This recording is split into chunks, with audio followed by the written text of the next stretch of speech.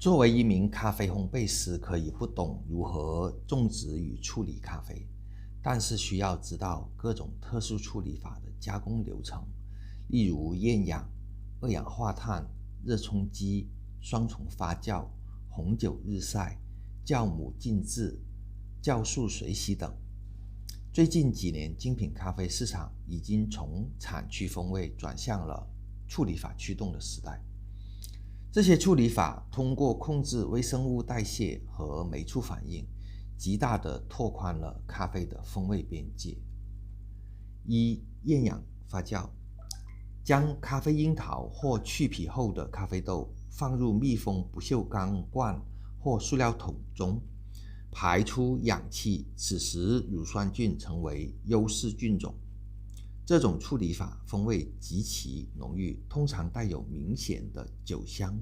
肉桂、丁香和浓郁的乳酸感。由于环境受控，风味的一致性比传统处理法更高，但是极易过度发酵，产生令人不愉悦类似泡菜、腐乳或过重的醋酸味。此外，由于发酵强烈，可能掩盖豆子本身的豆种特质，因此微生物的生长是最不可控的。二氧化碳浸渍，借鉴红酒酿造技术，在密封罐中注入二氧化碳以排出氧气，制造高压厌氧环境。有些加工厂特意收购酿造葡萄酒的木桶进行加工，这种加工风味更偏向清爽的果汁感，如草莓、泡泡糖或热带水果。酸质通常比普通厌氧处理更干净、更细腻，因为其对设备要求极高，成本昂贵且处理周期较长。热冲击处理，由哥伦比亚著名庄园推行，在发酵阶段通过快速交替的高温和低温水洗来固定风味并杀灭杂菌，风味洁净度极高，且能准确捕捉到特定的芳香物质，如桃子、荔枝香气，它能显著提高咖啡的杯测分数。热冲击处理技术门槛极高，需要精确的传感器监控压力、pH 值和温度。处理不但会损害豆子的结构，让咖啡的酸质变得更加刺激，甚至出现过度成熟水果腐烂的气味。酵素处理，在发酵阶段，人为添加特定的菌种，如红酒酵母、商业咖啡酵母或酶制剂，如木质纤维素酶、果胶酶。咖啡豆风味得以定向培养，例如添加特定酵母可以显著增加花香或酸质，发酵过程更加可控，降低了坏批次的风险。在人为添加酵母的过程中，商家为了节约成本，会添加工业香精，通过演变成为科技咖啡，引起了很大的争议。部分原教旨主义者认为这破坏了自然风味的纯粹性。随着科技的发展，目前特殊处理法的豆子数不胜数。其实在传统的水洗日晒处理法的就一直有特殊处理法的存在，例如印度尼西亚苏门答腊岛的曼特宁湿刨法，哥斯达黎加的密处理也属于特殊处理法的范畴。印尼哥斯达黎加的特殊处理法是因为当地气候环境及豆子的品质而发明的处理法。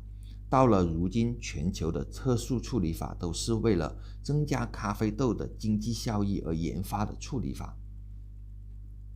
特殊处理法的咖啡豆在烘焙中的特征是焦糖化反应飞速，由于特殊发酵会产生更多的游离糖分，这些豆子在烘焙过程中极易抢色，即豆表变色很快，但内部还没熟透。厌氧豆的细胞壁结构通常较弱，一爆的声音可能非常沉闷或不明显，需要更依赖感官和烘焙曲线判断。特殊处理法的豆子在烘焙后风味巅峰通常较短，建议采用相对温和的入豆温度，避免烧焦。近年来，随着精品咖啡行业的飞速发展，特殊处理法已从竞赛台的小众尝试演变为市场的主流趋势。作为一名咖啡烘焙师，你可能已经发现，这些处理法不仅改变了咖啡的味觉版图，也给烘焙时间带来了全新的挑战。目前对于特殊处理法的咖啡豆还存在一定的争议。支持者特殊处理法打破了传统日晒水洗的风味天花板，它能产生极其辨识度高的热带水果、新香料、巧克力以及丝滑的乳感，满足了消费者对风味爆发的追求。对于一些地理环境、品种潜力相对贫乏的庄园，通过特殊处理法可以显著提升杯测分数。这为低海拔或非名豆种的咖啡提供了进入精品市场的门票，大幅增加了农户的经济收益。生产过程相比受天气影响巨大的传统日晒机水洗，密闭的发酵罐可以精确监测 pH 值、百灵度和温度。这种实验室的操作流程理论上能提高批次间的一致性，减少环境因素的腐败现象。反对者行业内最尖锐的批评点在于，过度的发酵往往会掩盖咖啡本身的品种特色和本土风味。